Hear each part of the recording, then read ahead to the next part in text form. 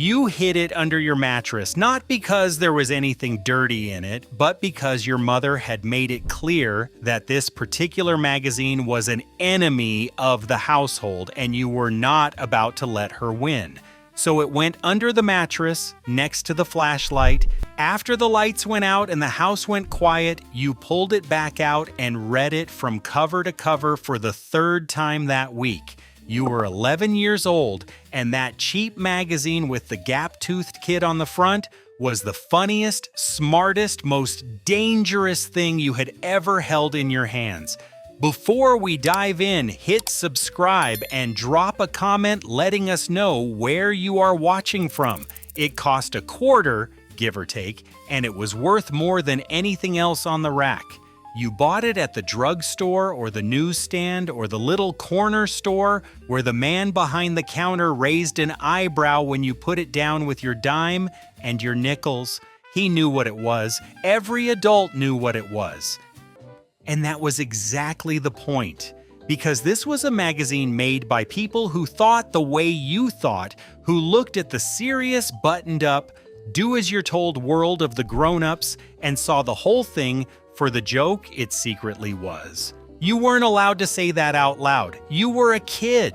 But the magazine said it for you every single month, and reading it felt like having a friend who was smarter than all the adults and wasn't afraid of any of them. The waiting was its own kind of agony. You knew roughly when the new issue was due, and in the days before it appeared, you would stop by the rack every single afternoon on your way home just to check. The same tired comics, the same movie magazines, the same fishing journals your father read, and then one day, there it was, fresh on the rack, the new cover staring back at you, that grinning face wearing some new disguise, mocking some new target. Your heart actually sped up. You dug the coins out of your pocket, the coins you'd been guarding all week specifically for this, and you carried it home like treasure, already reading it as you walked, bumping into mailboxes because your eyes never left the page. There was no unboxing video, no notification, no algorithm. There was just a boy and a rack and a quarter and the pure, clean joy of finding out the new one was finally in. And when you got it home, you rationed it. You didn't read it all at once, not the first time. You made it last a few pages at a time because you knew it would be a whole month before the next one came. And a month is a very long time when you are 10 years old, and the funniest thing in your life only arrives 12 times a year. The kid on the cover became the most familiar face of your childhood. That grinning, freckled, gap-toothed boy with the ears that stuck out and the eyes that didn't quite line up. He never worried about anything. That was his whole philosophy, printed right under his chin, and at a time when the adults around you seemed to worry about everything. The bomb, the Russians, your grades, your haircut, the length of your hair, the future. Here was a kid who looked out at all of it and simply refused to be afraid. You loved him for that. He was the patron saint of every boy who had ever been sent to his room, and he never once apologized for any of it. He showed up on every cover wearing a different disguise, dressed as whatever famous face or foolish trend the magazine had decided to puncture that month. But underneath the costume, it was always him, that same untroubled grin, reminding you that no matter how serious the grown-ups got about anything, it was all, in the end, a little bit ridiculous. You read it everywhere. At the breakfast table, propped against the cereal box until your father lowered his newspaper and told you to put it away.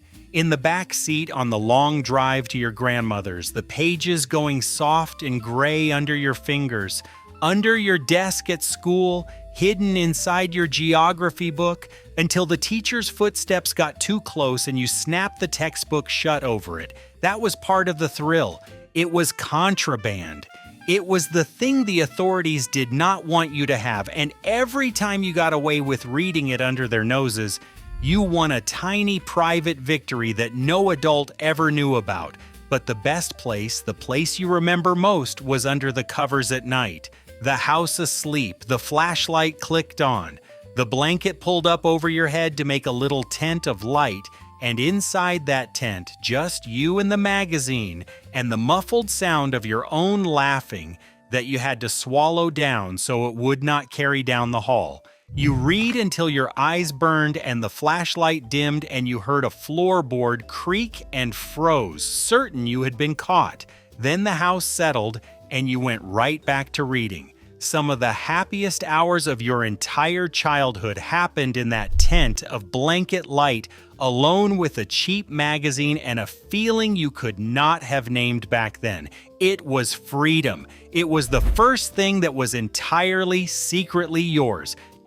The back page was sacred. You saved it for last every time because the back page did something no other magazine in the world did. You folded it. You took that final illustration and you brought the right edge in to meet the marked line in the middle, and as the picture collapsed in on itself, it transformed. The innocent scene becoming a second, sharper, funnier picture hidden inside the first. The first time a friend showed you how it worked, you actually gasped. How could a drawing contain a secret drawing? How could folding a piece of paper reveal a joke that was there the whole time and you could not see it? You folded that page so many times the crease went white and the paper finally tore, and you still remember the man who drew them spent more than half a century making that single trick work, month after month, never once running out of ways to fold a picture into a punchline. He kept drawing them into his 90s, an old man still folding secrets into paper for kids who were not even born when he started. When he finally set down his pen, he was 99 years old, and he had been hiding second pictures inside first ones for longer than most people get to live. And the margins. Oh, the margins. Every inch of that magazine was used. The two little black and white figures who chased each other across the pages, forever scheming, forever blowing each other up, never speaking a single word because they didn't need to. The tiny scribbled drawings crammed into the white space along the edges, the ones you only noticed on the second or third reading, the secret jokes tucked into corners as a reward for paying attention. Nothing was wasted. Every square inch of those cheap pages was packed with something to find, which meant you could read the same issue 10 times and still discover a gag you'd missed. No magazine has ever respected a kid's attention like that. It assumed you were smart. It assumed you'd look closely. It rewarded you for being clever. And in 1965, almost nothing in a boy's life assumed he was clever. The movie send-ups were the heart of it. When a big film came out, the kind everyone in the country went to see, you knew that within a month or two the magazine would take it apart, panel by panel, mocking every overblown moment and every wooden line and every plot hole the grown-up critics had been too polite to mention. And here was the strange magic of it. Half the time you saw the parody before you ever saw the movie, and the parody was better, funnier, sharper. You walked into the theater already knowing where all the silly parts were because a cartoonist had pointed them out first. It made you a critic at the age of 10. It taught you that even the biggest, most expensive, most heavily advertised thing in the culture could be looked at sideways and laughed at. Nothing was above it. Not the movies, not the TV shows, not the famous faces everyone else worshipped. The magazine bowed to no one, and it gave you permission to do the same. And then there were the fake advertisements. This was the trick that hid in plain sight, the one that took you years to fully understand. Mixed in among the real pages were pretend ads, perfect imitations of the glossy, smiling, too-good-to-be-true advertisements that filled every other magazine in the house, except these had been twisted just slightly, just enough to reveal the lie underneath. The cigarette that promised to make you a man, the cereal that promised to make you happy, the gadget that promised to fix your life. The magazine copied the exact look of those ads and then turned them inside out, and the first time you realized that a page you'd taken for a real advertisement was actually a joke, something clicked in your young brain that never unclicked. You started looking at the real ads differently. You started noticing the promises that couldn't be kept, the smiles that were a little too wide, the fine print at the bottom. A cheap humor magazine had just taught you to read the world like a skeptic, and your parents never even knew it happened. You shared it. That was half the life of it. The issue passed from your hands to your best friend's hands to the kid down the street, growing softer and more battered with every reading until the cover finally detached and the staples gave out. You quoted it to each other on the playground. You had inside jokes that came straight from its pages, lines that meant nothing to adults and everything to the boys who'd read the same issue. It was a secret language, a membership, a way of knowing who your real friends were. The kid who got the jokes was one of you. The kid who didn't wasn't. And when a new issue came out, the question that went around the schoolyard wasn't, "Did you see it?" It was, "Did you get to the back page yet?" Because the back page was always the thing everyone wanted to talk about and nobody wanted to spoil. Your mother threw them out. This is the part that every man who loved this magazine remembers with a specific lasting ache. You came home from school, or you came back from a summer at camp, or you went off to the service or to college, and you reached under the bed for your stack.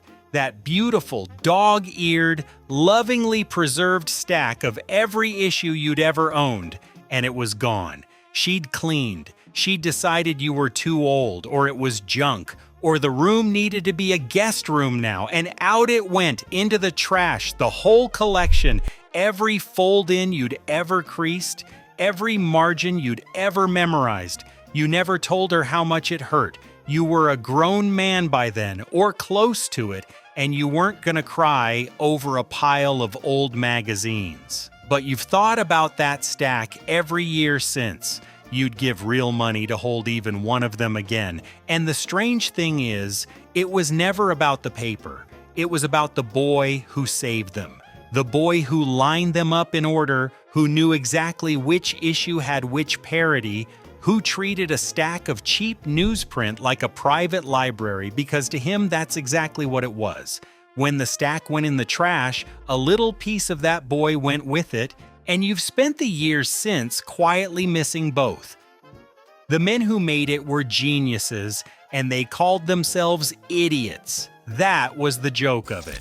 The most talented humorists in America, the sharpest satirists, the finest cartoonists alive, and they signed their work as the usual gang of idiots because the whole magazine ran on the beautiful lie that none of this was serious, that it was all just nonsense, that nobody should worry about any of it.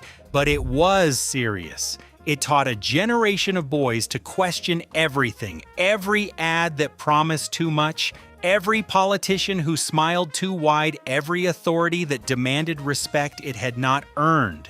It taught you to look for the trick. It taught you that the official version of things was usually hiding a second picture underneath if you just knew how to fold it.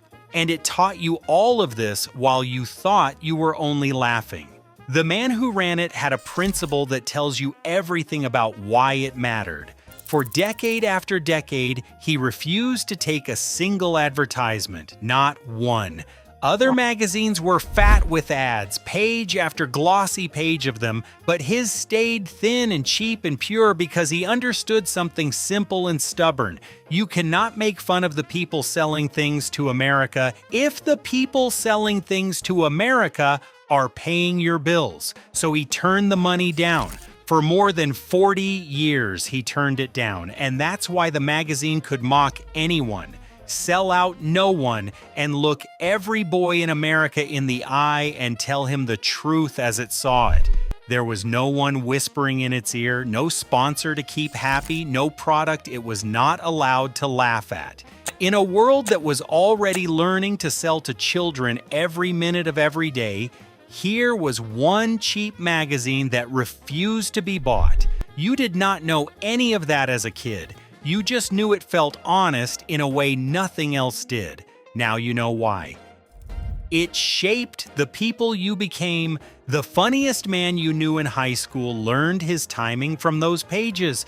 The comedians you watched your whole life, the ones who made you laugh hardest as an adult, they were all boys once with the same magazine hidden under the same kind of mattress. An entire generation of American humor, the late-night shows, the sketch comedy, the cartoons your own children watched and you secretly found funnier than they did, all of it grew out of that gap-toothed kid and his refusal to worry. You didn't just read it, you were raised by it, a little, in the ways that mattered, in the part of you that learned to laugh at power instead of fearing it. And it changed how you moved through your own life.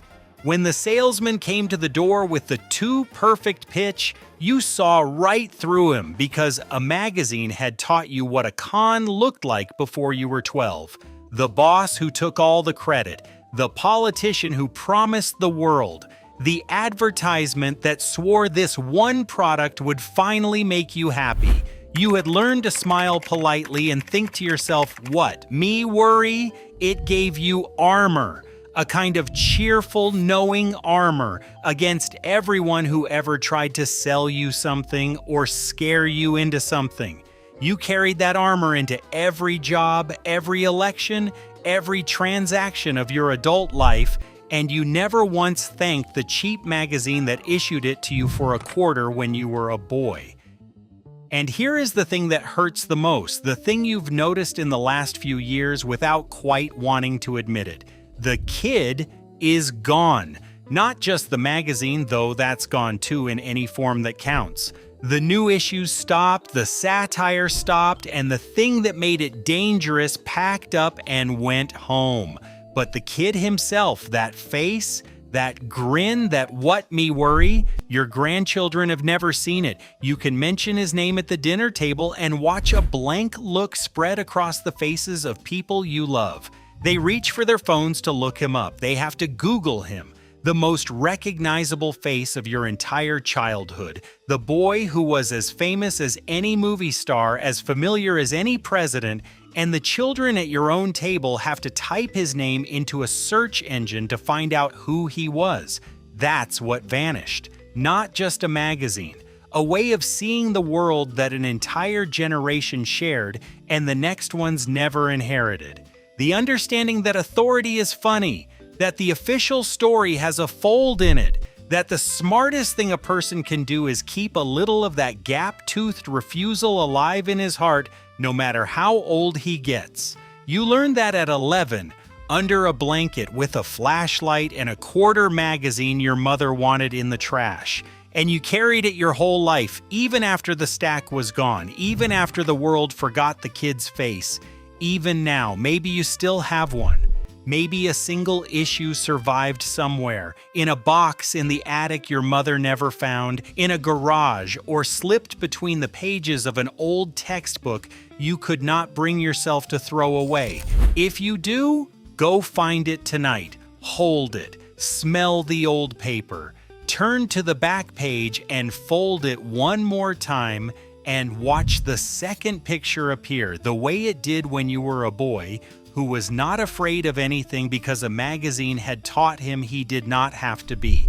And if you do not have one anymore, if your stack went out with the trash all those years ago, then just remember. Remember the weight of it under your mattress, the thrill of the contraband, the friend who was smarter than all the adults and never once told you to behave. Some things vanish from the shelves but never quite leave you. This was one of them. If you grew up reading it under the covers, tell us in the comments. Did your mother ever find your stack and what happened to it?